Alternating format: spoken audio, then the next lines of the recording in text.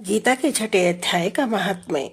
भगवान विष्णु ने लक्ष्मी जी से कहा, हे देवी, गीता के छठे अध्याय का महात्म्य सुनो। गोदावरी नदी के किनारे प्रतिष्ठानपुर नाम का एक नगर है।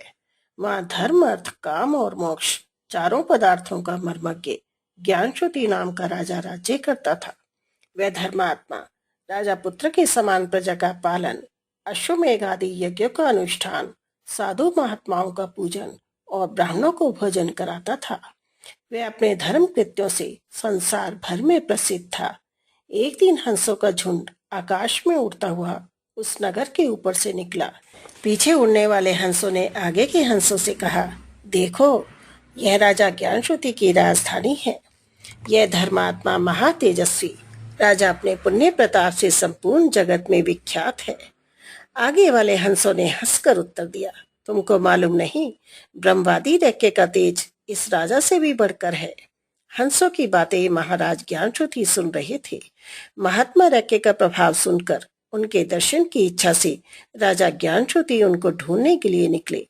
महर्षि रैक्य का पता राजा को मालूम नहीं था, इसलिए वे काशी, गया, उज्जैन आदि नगरों में गंगा, गोदावरी आदि पवित्र नदियों के तटों पर, मुख्य मुख्य तीर्थों में, गोवर्धन, विंध्याचल और हिमालय आदि पुण्य भूमि में ढूंढते ढूंढते कश्मीर देश में माणिकेश्वर नामक महादेव के स्थान पर रैक्य मुनि को देखा।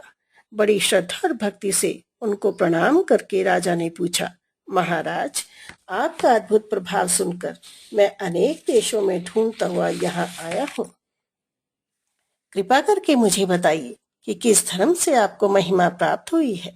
महर्षि रैक्य ने उत्तर दिया, हे राजन, मैं प्रतिदिन गीता के छठे अध्याय का पाठ किया करता हूँ। उसी के प्रभाव से मेरा तेज देवताओं को भी दुस्सह हो गया है।